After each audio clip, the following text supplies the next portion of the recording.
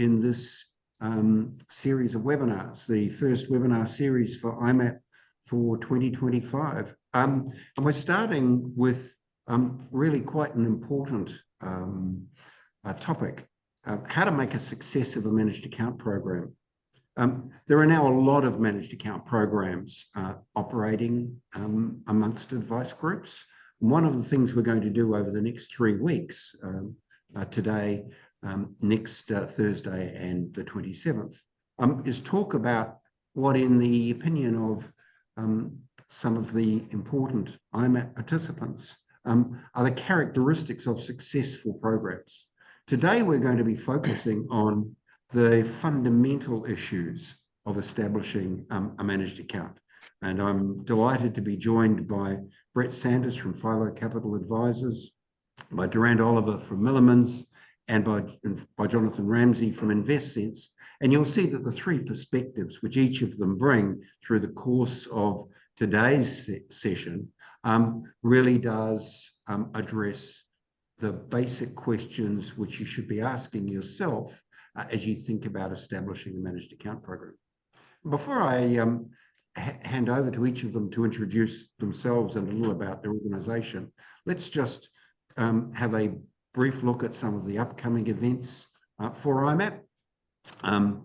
This webinar that you've joined, the second in the series, which will focus on investment issues within a managed account program, and then the third in the series, which will talk about the sort of ongoing management, the day-to-day issues, which, if you like, the sponsors of a managed account program will face.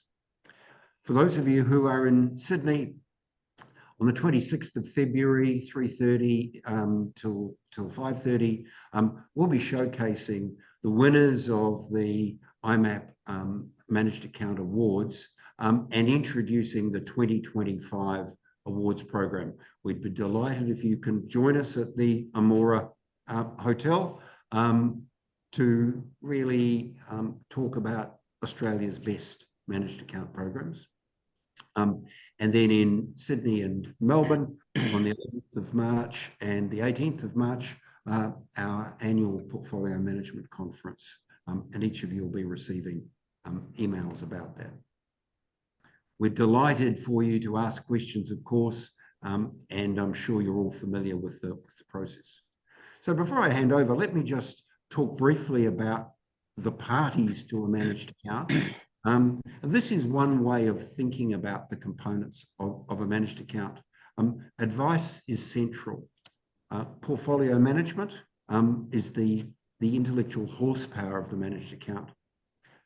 The MDA provider or SMA responsible entity is the issuer, and in almost all cases, not all, but in almost all cases, a platform.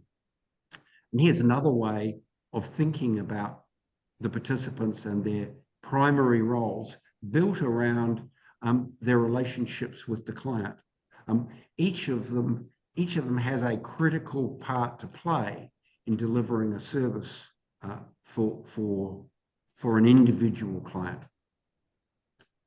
So as I've said, today we're going to be focusing on developing the managed account program.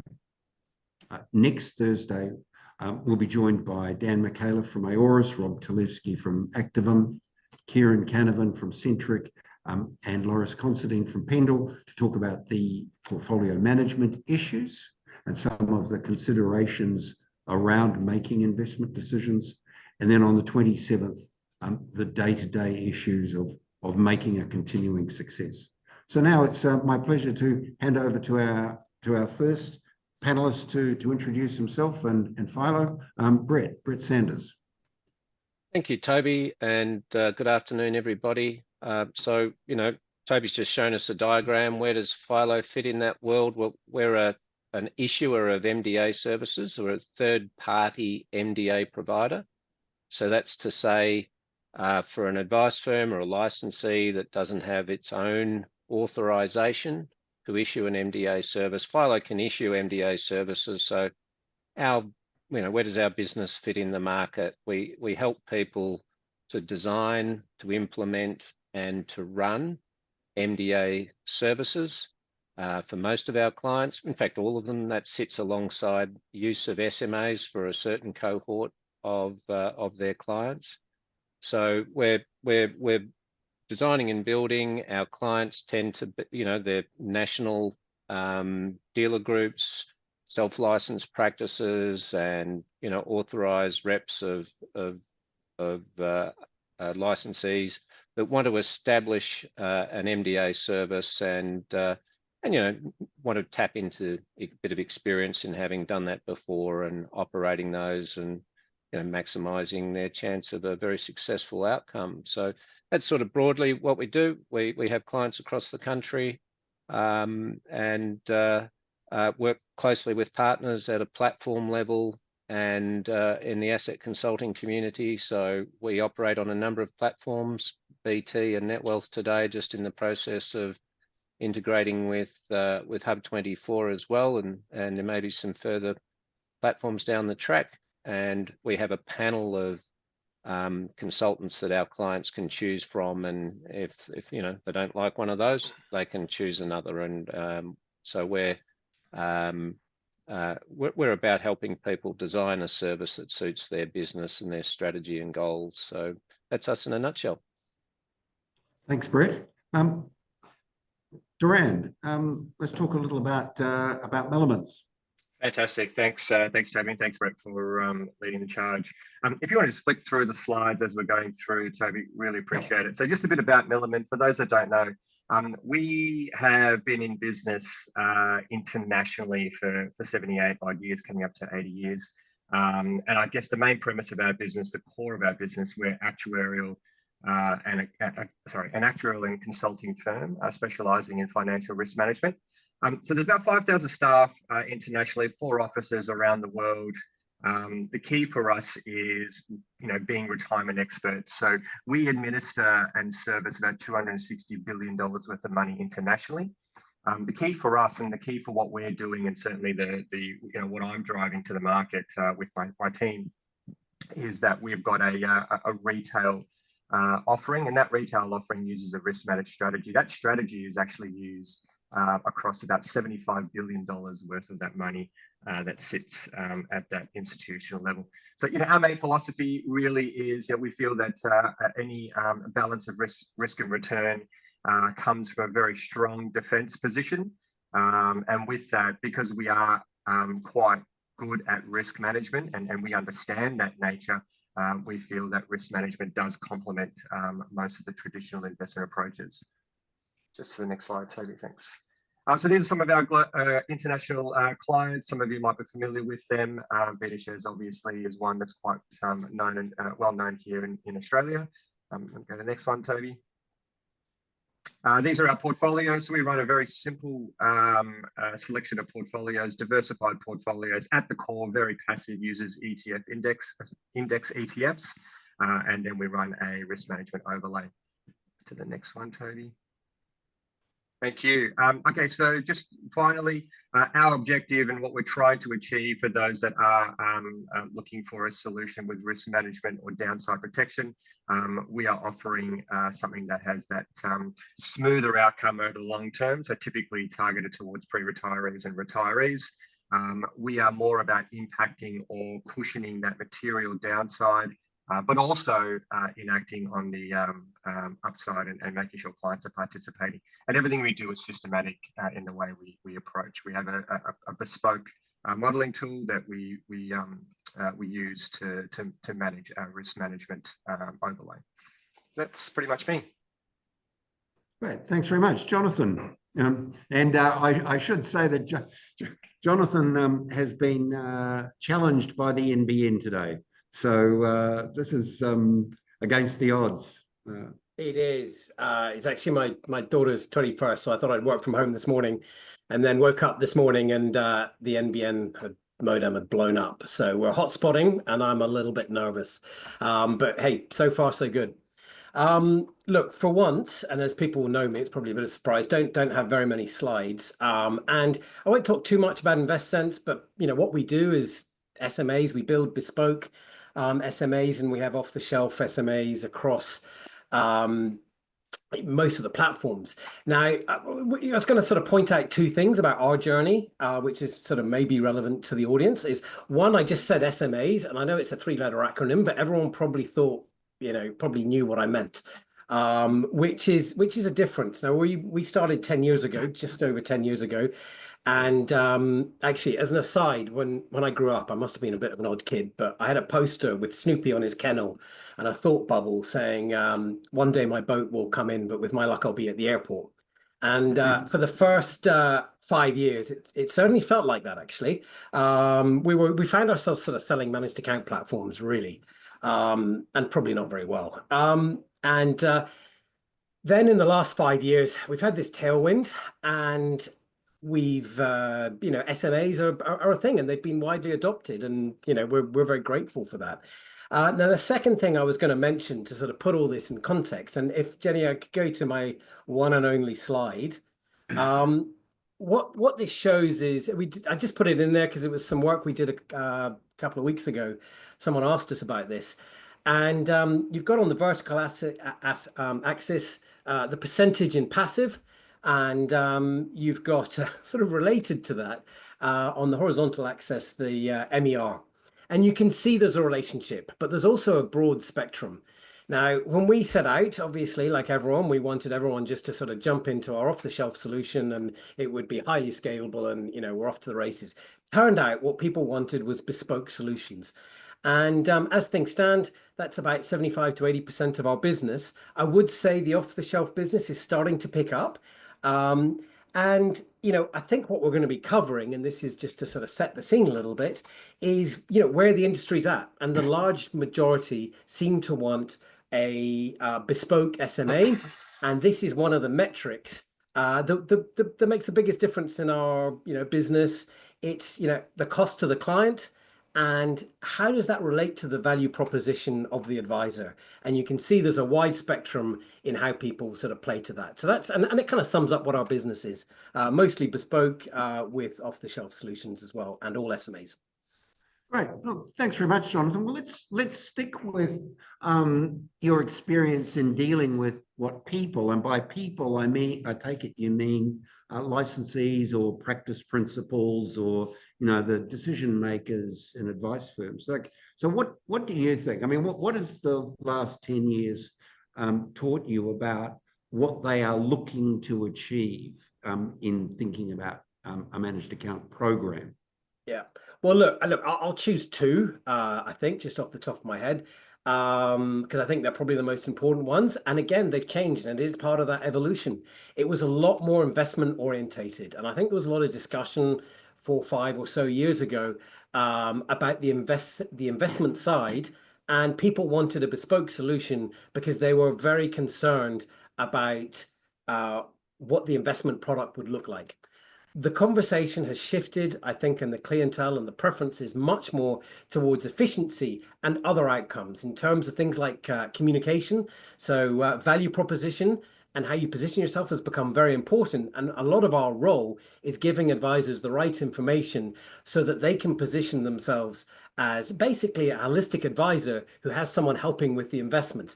Now, remember 3 or 4 years ago, that was just an XY advisor thing. You said holistic advice and people went, oh, that's not, real advice. I think it has a really more tangible meaning now.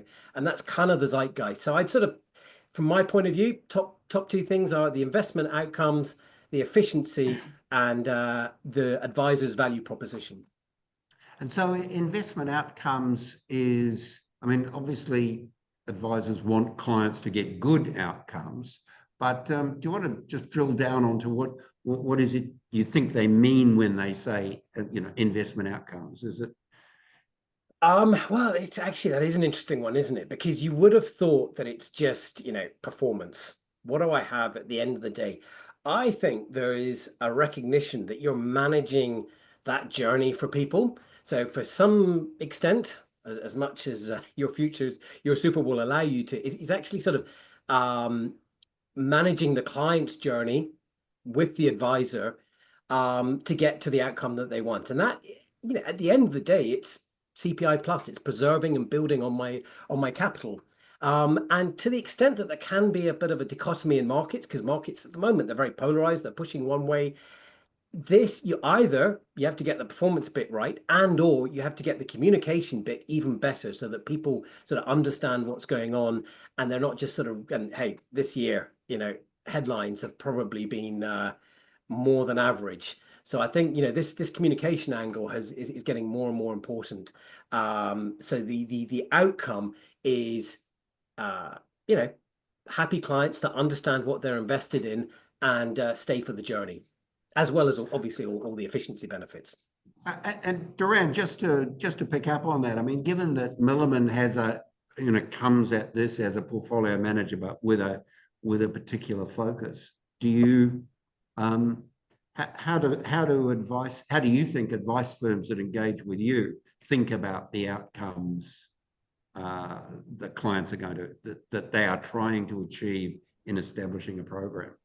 Yeah, look, for us, our conversations are very risk focused. So, we want to understand holistically what their investment philosophies are, but we want to drill down in understanding, what measures have they taken to mitigate the risk for their clients, their exposure to the market, time in the market, whatever it might be. So for us, we hear a lot of concerns with the advisors where they say, look, I've got a great manager running the alpha component or the active component, but I'm a bit nervous about the passive element. How do I manage that? How do I ensure I get longevity out of that solution? So we talk a lot about that passive element. So we find advisors are, as Jonathan pointed out before, holistically, they're looking at their entire business. They're looking at all their clients, their advice, but they're also looking at their investment very holistically too, and piecemealing the right managers to have the right conversations so they can put together the right portfolio. So we've started off in talking about, in diving straight into some of the investment issues, but Brett, one of the other fundamental challenges or thought processes that an advice firm has to go through is the structure for them. Jonathan made the point, they know what SMA means now, but as an MDA provider, what are the differences between SMAs and MDAs, and what does each structure what should an advice firm be thinking about in thinking about one structure versus another? Well, thanks. There's a lot that's common between them, but equally there are some pretty important differences. Those differences tend to arise from the different legal structures that sit behind each. So while both are managed investment schemes, one is registered, that's the SMA, it has a PDS, and it's regulated under pretty much the same law as a unit trust. So that brings with one set of characteristics with it. The MDA does not have a PDS. You get relief from the PDS provisions of the corpse law. Must be sold with advice though, and so that tends to drive out some significant differences, which we'll come to. But at the get-go, we should sort of also look at what's common. So, both managed investment schemes, both non-unitized, so no unit price. You can, the whole point is creating this discretionary portfolio management structure, and that's what delivers a lot of the efficiencies that Jonathan was talking about. With both, there's no need to write ROAs to, implement changes to the portfolio. You get the tax benefits of beneficial ownership. The legal framework is clear around each. Quite a lot of flexibility in the styles of investments that can be supported, albeit there are some differences which I'll come to. And this idea of licensee portfolios or practice-specific portfolios. Jonathan talked about this sort of increasing appetite for something that's bespoke or tailored. You can do that under both an SMA or an MDA. Tends to be volume requirements to achieve that. And they can vary a little bit by structure. So there's a volume requirement for the consultant. but also a volume requirement for the issuer of the service. So that's something you have to take into account if you're thinking about licensee or having your own set of portfolios. What sort of volume would you bring to the table? Reducing operating risk. When you use a managed account, whether it's an SMA or an MDA, instead of having to manually implement changes to the portfolio, you're handing that task on to somebody else. And so you're outsourcing a pile of operating risk, which is a beautiful thing for any business, that you pass that on to another entity.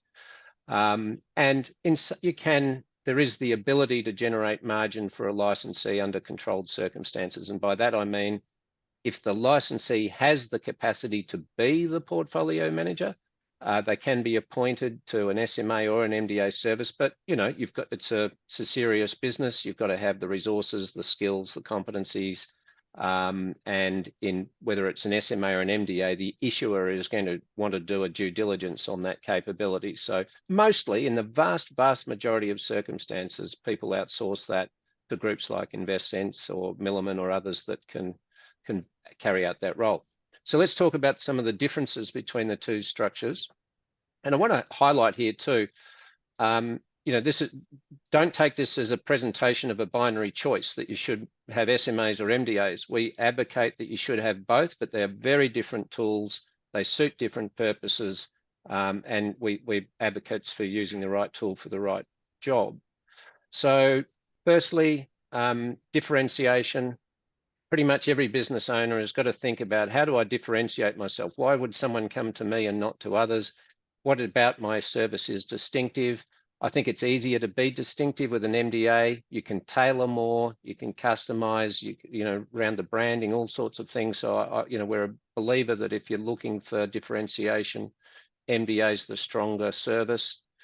How does your client perceive the service? What's the experience like for them? SMA, open the PDS, 5 options, choose, the advisor recommends the one that's right for the client. MDA, there is no PDS. It's more of a, what is it you're trying to achieve as an investor? What are your goals? And then there's a presentation that feels more personalized. So I think, again, the MDA is a bit stronger there. Annual reviews. In the SMA world, you don't have to do an annual review. In the MDA world, you do. So that's a tick for the SMA, that if particularly for smaller clients, if you've got, $80,000, $100,000, maybe you can't afford an annual review. You want to wait until your portfolio is a bit bigger before you engage more. So that's a relative strength of the SMA. In terms of supporting a range of model choices, SMAs, you're generally going to get 5. For our MDA clients, on average, they've probably got 10. A lot of them started with 4 or 5 and then, just kept adding models. We've got, licensees with, 60 models. It's the economics are much easier to manage in the MDA world, and you can deliver advisors more choice. For most advisors, they're choosing between, 10 and 15 models. Quick and easy to and inexpensive to create more. So you can start small and add to it. You don't have to vary a PDS for an MDA, you do for an SMA, so that tends to make it quicker and cheaper. Customization, this is a big theme, and I think it's an extension of what Jonathan was talking about. You can customize, have a bespoke program at the practice level, but then you want to take it down to the individual client and customize it further, so that it really does fit that client like a glove. SMAs do provide some capability there. I'm drawing my attention to the high levels or supporting high levels of customization. It is easier to do it with an MDA. The contract with each client's an individual client. There is less sort of onus on this, treating everybody exactly the same, because you can create those variations.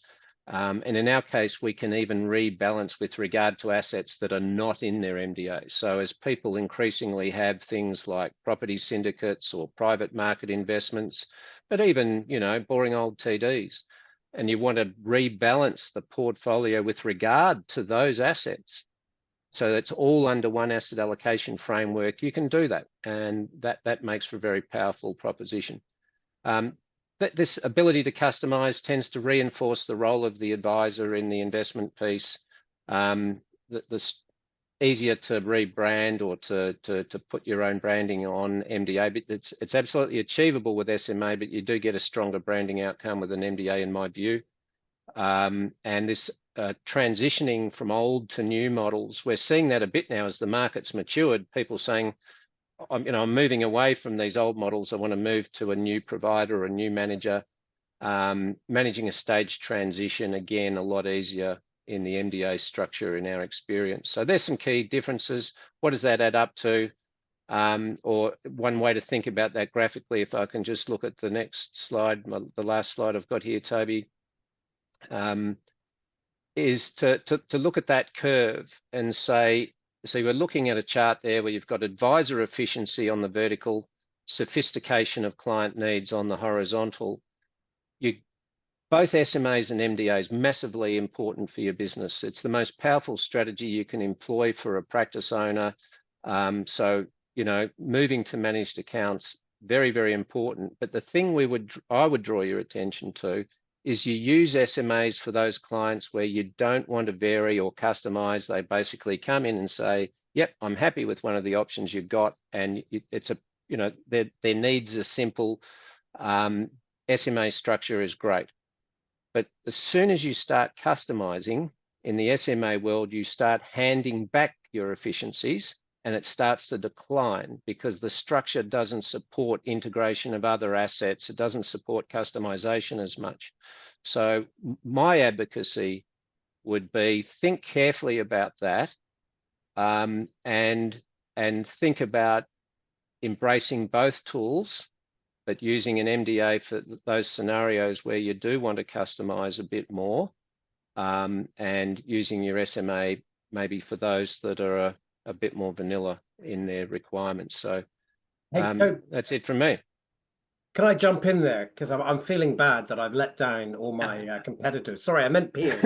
Because I didn't have an SMA tick box with all the crosses beside the MDAs. But you're right. There is more, and I think probably just a more holistic observation is that, and it's basically true that people have landed on SMAs in scale.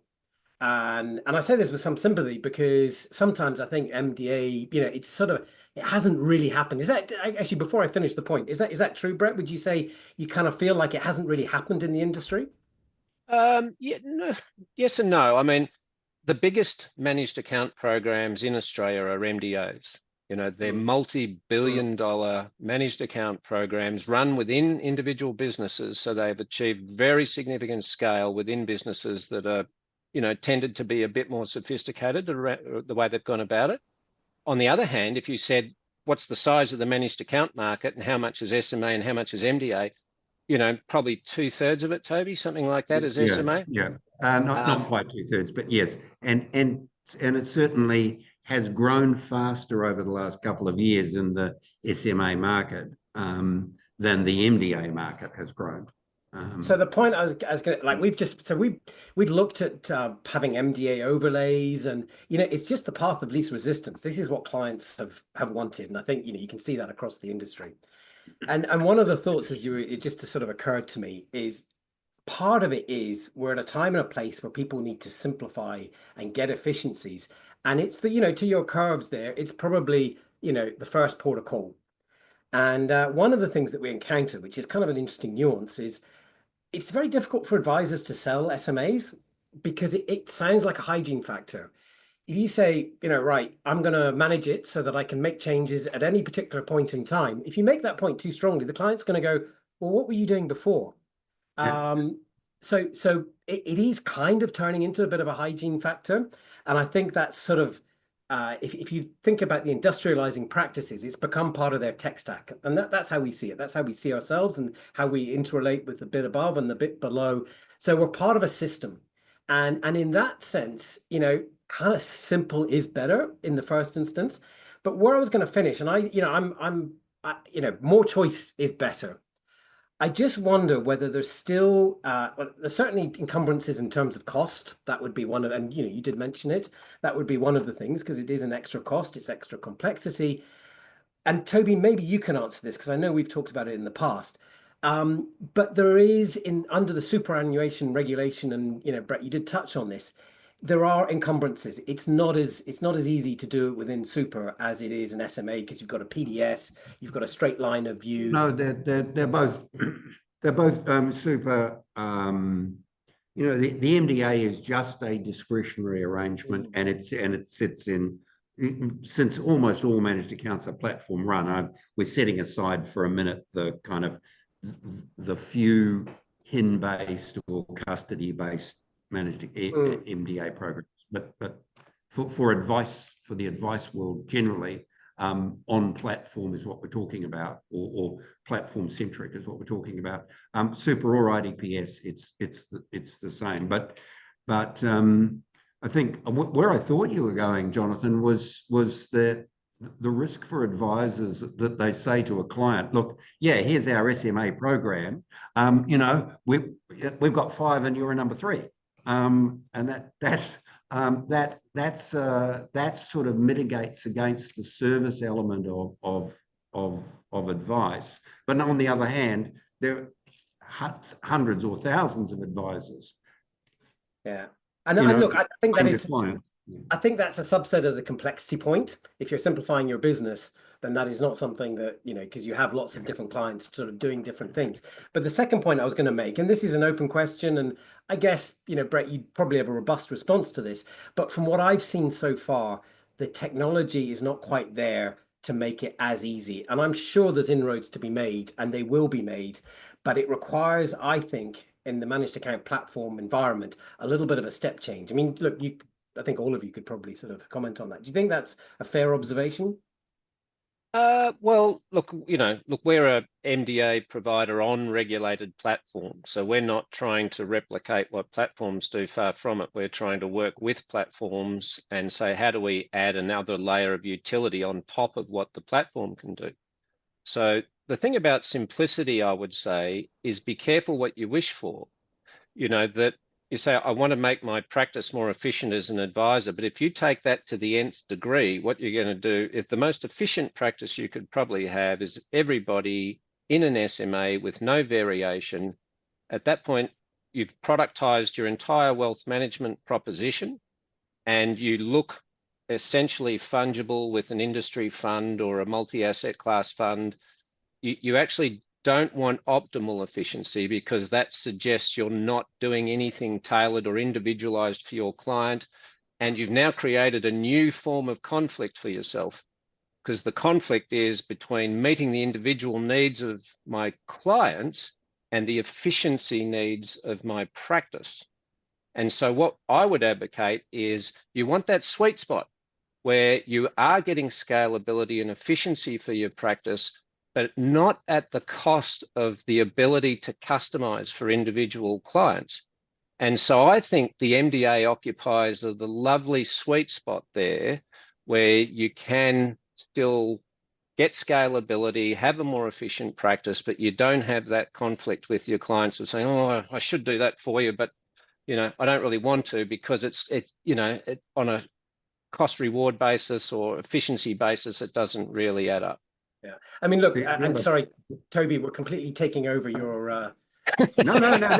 We'll shut up in a minute. I mean, in a sense, this is exactly the sort of thinking which an advice firm thinking about their managed account program would be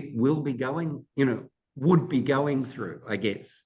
And what went into my mind there is you can also overplay that, because if you've got a bunch of clients in a bunch of paper model portfolios and you turn it into an SMA, it's a good outcome pretty much for everyone. I don't think if you've got some high net worth clients who've got a lot of CGT and CBA or CSL or something, then I think those things become sort of more relevant.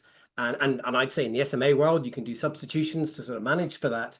But I also think that, the outcomes that you want just by the existence of paper model portfolios tend to be somewhat similar.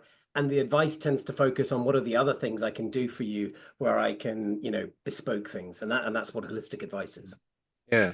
Yeah. Look, I'm a bigger, people who've got paper models, whenever we are asked by a practice to look at, their clients and the paper models and how do we get them into a model, the first thing that becomes very obvious is there's a huge amount of variation at an individual client level as to, fidelity with the paper model. So, you've sort of thrown a lot of the benefits out the window already. So getting them into an SMA or an MDA, a huge step forward.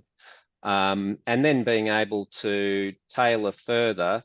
I mean, a lot of our clients would have a set of SMAs and the exact same set of models in the MDA. So it's not a different model necessarily, same model, but now I can customize it more.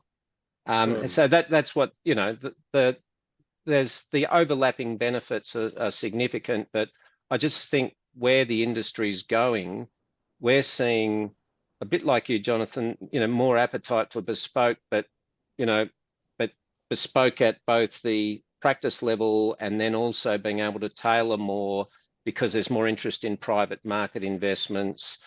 People own stuff, legacy stuff they don't want to sell. And the industry has tended to say, yeah, that's all a bit difficult. That somehow sits outside what we want to intermediate. But we're saying if we're a profession of advisors, then you want to take in all the assets that have a chance on them achieving their goal, and you want to wrap them all within the one risk management structure. And so being able to sort of look at what they've got in managed accounts, outside of managed accounts, but let the managed account dynamically adjust to deal with what they might individually hold outside. We just think that's a nice evolution for the industry, for those practices who want to go there, and increasingly we're seeing an appetite for it. Yeah. I think, Jonathan, you touched on the issue of technology, because I mean, every part of our industry is being driven by technology now, and I think that's a central. Being able to, what I see happening in managed accounts is that technology is enabling an increasing level of personalization of the outcomes, where everybody in that vertical chain, advisors are close to the clients and understand their circumstances, their needs, I was going to say aspirations, but it may be their prejudices. I don't like gambling, or I'm not selling my CBA. And the portfolio manager is not caught up in that kind of individual outcome. They are managing well-constructed portfolios as archetypes. And the technology is actually drawing those two things together. What is it that would take the Investsense portfolio and make it appropriate for the client, given that they own these other things, or they have these other aspirations? And that is a completely technology plus process driven thing, without the advisor doing it. I mean, it's essentially what would an advisor, what would the outcome be if an advisor had one client, came in every day, had one client and Investsense's competence. No, absolutely. And look, I think I agree with Brett's comment that is, mass customization, is going to happen at some point. That it just doesn't seem to be happening at the pace. And, I think it works from the top down. And, maybe the technology could make it easier in places. Maybe it's the cost. I don't know. We're very open to it. We tried a few times.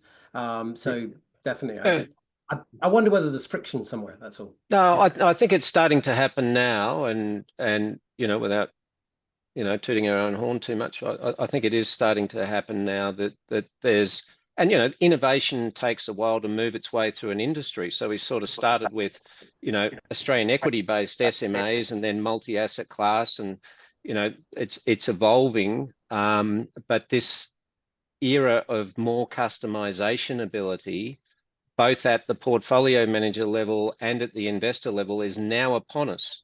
And so I think about it in terms of, there's three levels of portfolio management now. There's that which happens inside a managed fund, the institutional manager.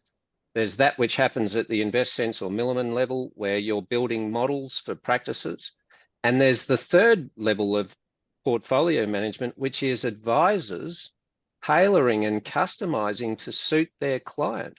And so they each works, you know, in sympathy with each other. And I think we're coming into an era where advisors, that skill at being able to tailor and customize to suit their client in a scalable way that'll suit their practice and ensure equitable outcomes for investors. It's not just the practice that benefits from this. Clients get treated equitably. That removes a conflict of interest, because the marginal cost of acting or not acting, or, you know, rebalancing or not rebalancing for an advice practice is the same. And that's the world you want to live in. That's a better structure for an advice practice who wants to act ethically and have a business model that really supports them to do that. So I think that era that you know, the frustration you have that the technology hasn't been there, I think it's about there now. Like, you know, we feel that we're there. Yeah. Durand, I guess one of the questions I have for you is, I mean, Milliman brings as we said before, a really specific set of lenses to portfolio management. And Jonathan's raised this issue of sort of technology approach. I mean, what is it that, from a technology and sort of competences point of view, Milliman brings to this broader issue of portfolio management? Yeah, look, I definitely agree with what the gents are saying about technology, the advancements, the catch up, all of that. But I think we also have to remember that the majority of Australians are still very much that middle to low income earners. So, you know, them being able to be able to afford or even want that completely tailored, completely bespoke solution might not be something that is the common client for an advisor. So I think with us, what we do is we employ our technology as a very systematic approach. You know, we use very simple tools. Those tools, you know, work with what the market's doing. And if the market is going in any one direction, then we implement a strategy. We try and keep it as simple, because I still think there is a space. Yes, MDAs have their place, and certainly SMAs have their space. But even in that SMA market, there's quite a few managers that operate, you know, that active, that passive, the bit in between. And I think there is a space to combine all of the strategies together. You might have your high income clients that have that MDA structure, but for us, we're targeting those, you know, pre-retirees, retirees, those clients that just want something that is just going to get them, their need, achieve their needs. You know, they're not looking to shoot the lights out. They're not looking to lose their money. They're just looking to actually make enough that's going to, allow them to sail through their retirement or whatever, you know, objective they've got at the time. So we think the technology piece does that. And it does it well. It's tried, it's tested.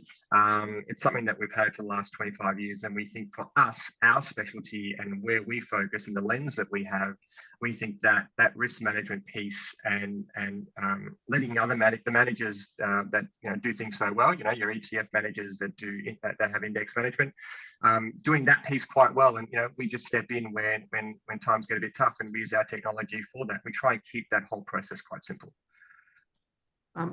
Look, you touched on ETFs, and I think that's something I did want to talk a little about, because the ETF market, like the managed account market, is roaring away. I saw a press release today from Beta Shares saying, I think saying it's gone through $250 billion. I mean, that's a big number. We'll release the number for managed accounts in the next few weeks for the December year. You know, and already sort of early indications are it's continuing to grow very strongly.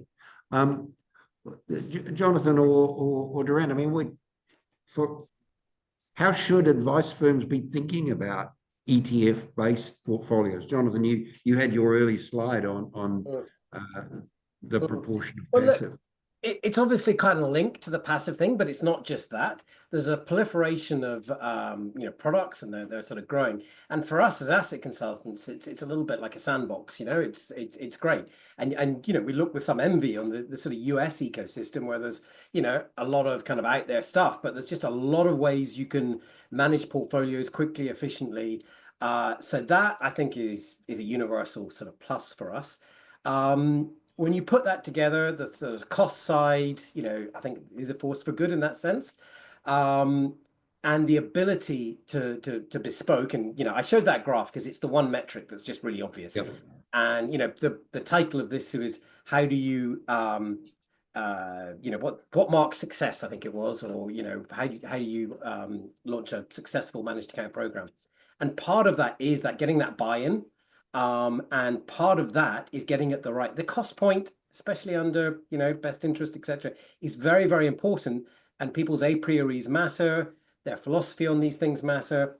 So it's a big lever for us in being able to adjust our core views for a price point for a particular practice. So, it's basically just a positive.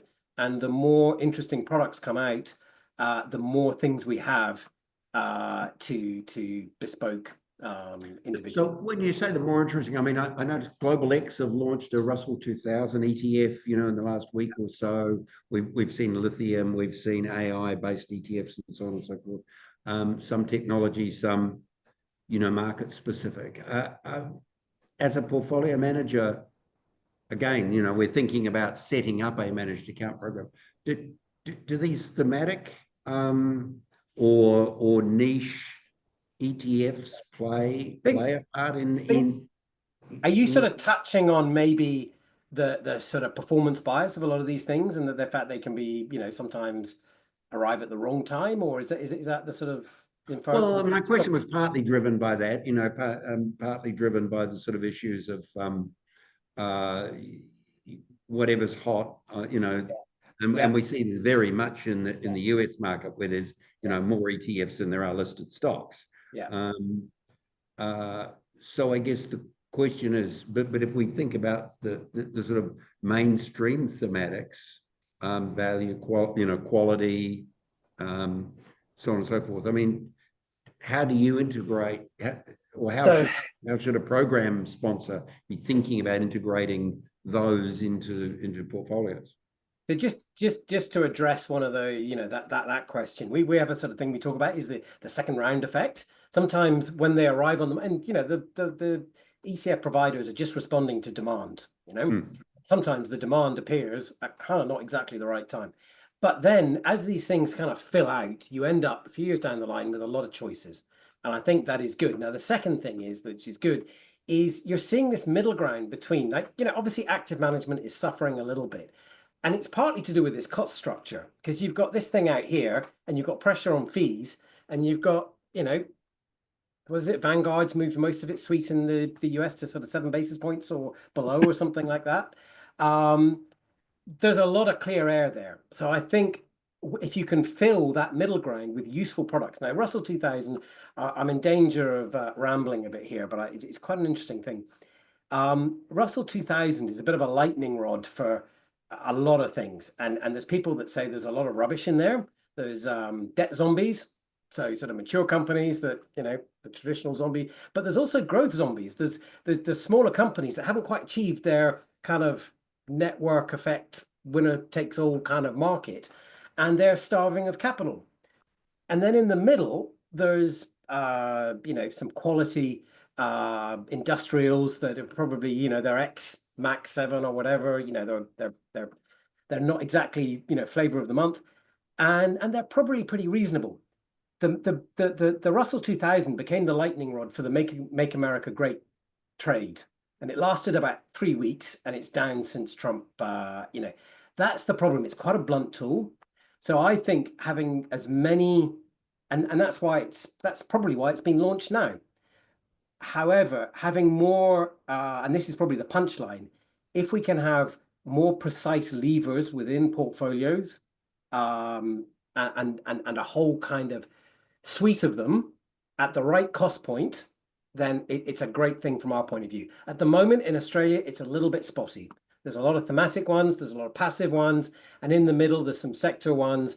I think we need more to be able to pull those levers at the right price point. So given that we're talking today about, the sort of fundamental issues of thinking about setting up a managed account program, specifying, what do I want this program to do? What do we want this program to do? As a portfolio manager, how do you think about fitting those into an investment philosophy? How do you reconcile, we've got some market beliefs, some investment beliefs.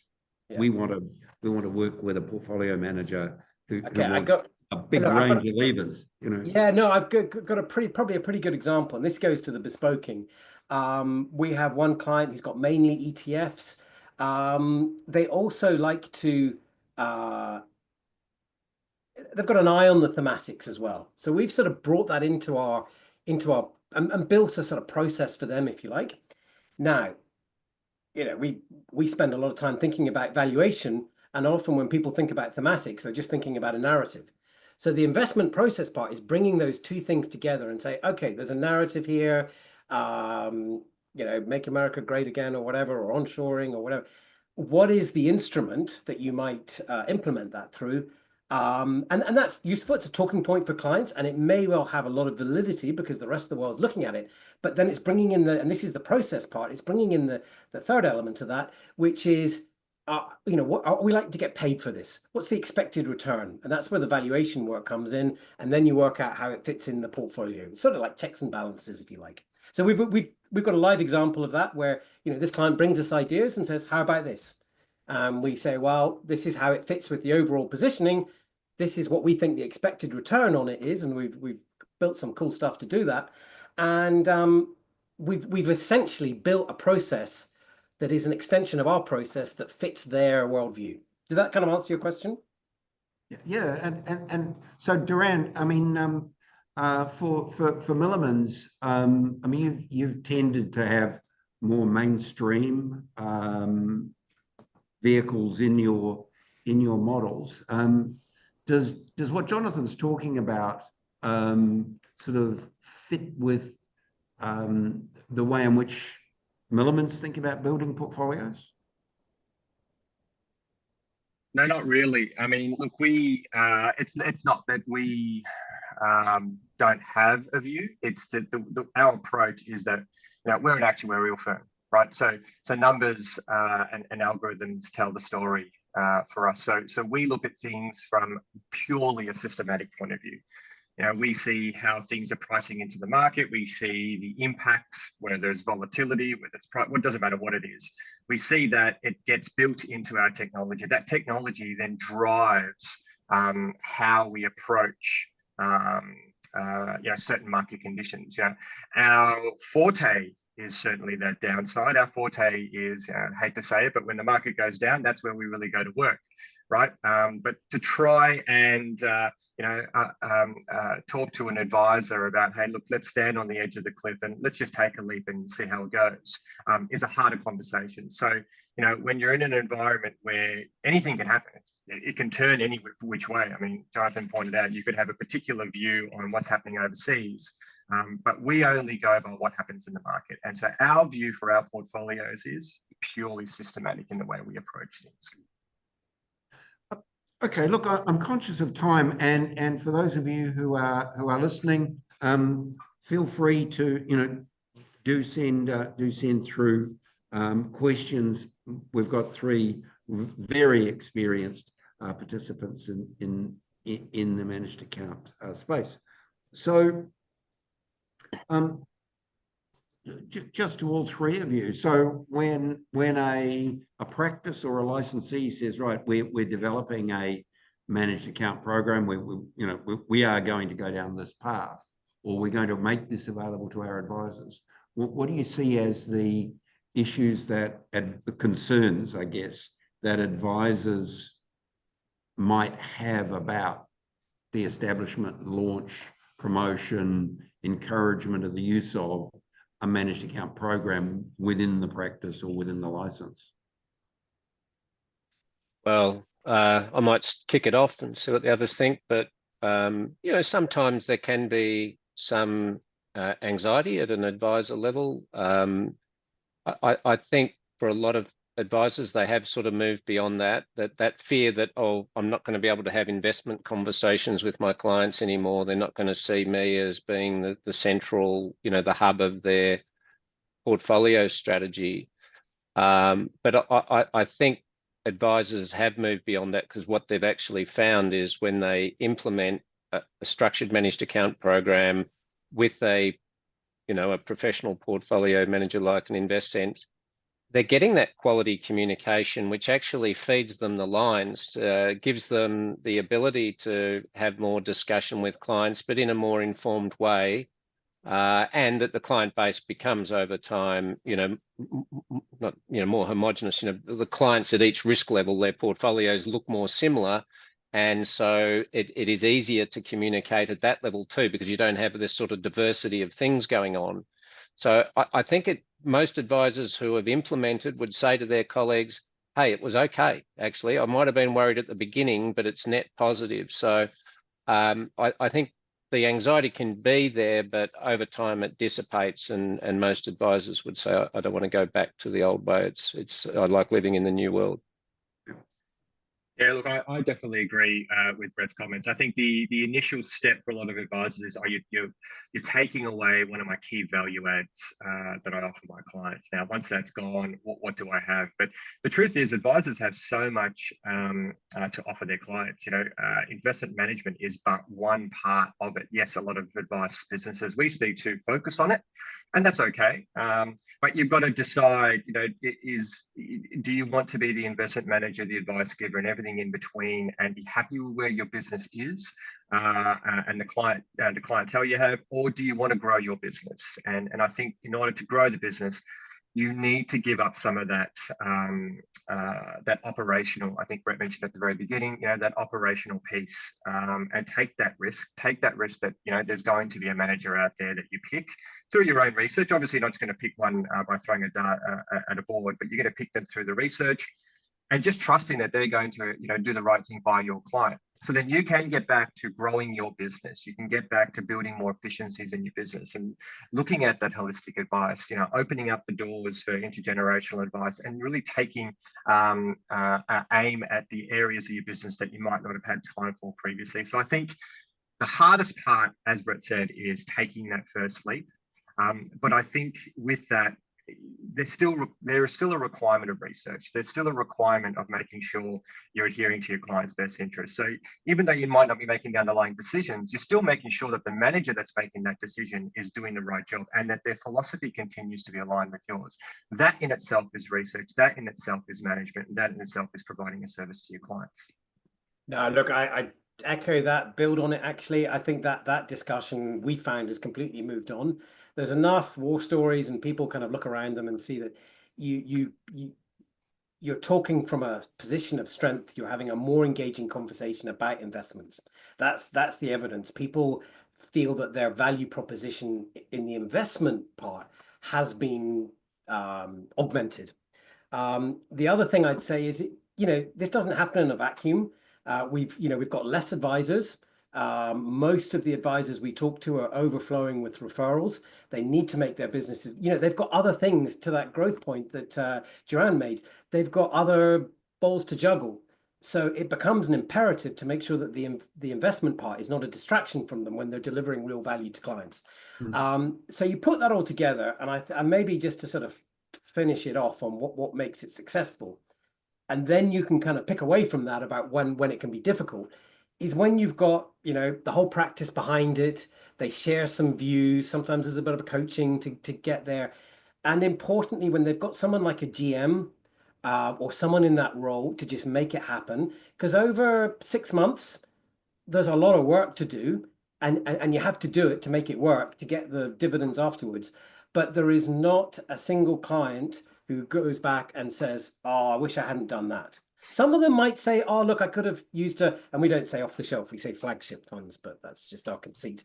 We could have just used the flagship fund and got a similar outcome, but they've already done their own bespoke portfolio and they're happy with that, so they're not going to go back. But people just generally are happy with what it does to their business, but it has to be concerted, has to be organized. Platforms are very good about marshalling people to make it successful. And sort of one final point then is we've sort of touched very briefly on sort of the fees and costs. I mean, the managed account programs can be more expensive than the previous advice model, and so how do you advise clients to advise our clients to address that with their investor clients? Well, that goes back to that ETF conversation. First of all, you tailor the offering for how they want to position it. And more often than not, I mean, a lot of what we're doing, and this, I think this is an immensely positive thing, is the racing car thing, drilling out the pedals. You're getting rid of a lot of the, you might have a paper model portfolio with a value manager there and a growth manager there and a core manager, and you basically got the index. You can drill out those pedals really easy. So you actually generally bring costs down. So that kind of makes it easier in most cases. There's some instances when you may be adding costs, and there you've got to substantiate it, and it's much easier to substantiate it if you've got this one core offering, the way it's positioned, and you can take that out to clients rather than doing it piecemeal. And look, the other, very quickly, Toby, the thing too, if what they've been doing is manually implementing change, we know that that's a slow process, and it means that there's an interval between making an investment decision and being able to implement it for all clients, and that can be weeks. So our own analysis says if you delay the implementation of a decision by even 4 weeks, 50% of the investment benefit is gone. So the fact is, paying a little bit more for a managed account program that enables rapid implementation more than pays for itself. So I think there is a story there for investors around that. We actually have a really nice paper on that. If anybody that's on the call wants to get it, just drop a line through to IMAP and we'll send it out. But investment outcomes improve if you can act more quickly once a decision is made. And I think that intuitively makes sense, but the data supports it. And so I think there's a good story there for advisors to tell. All right. Look, to Brett, Durand, and Jonathan, thank you very much for your time today in talking about the issues of establishing a managed account program. Next week, we'll be talking with portfolio managers, investment managers about the issues of managing the money within a program, and then on the 27th we're talking about some of the sort of ongoing issues of making the program successful, improving its success, improving penetration within a client base.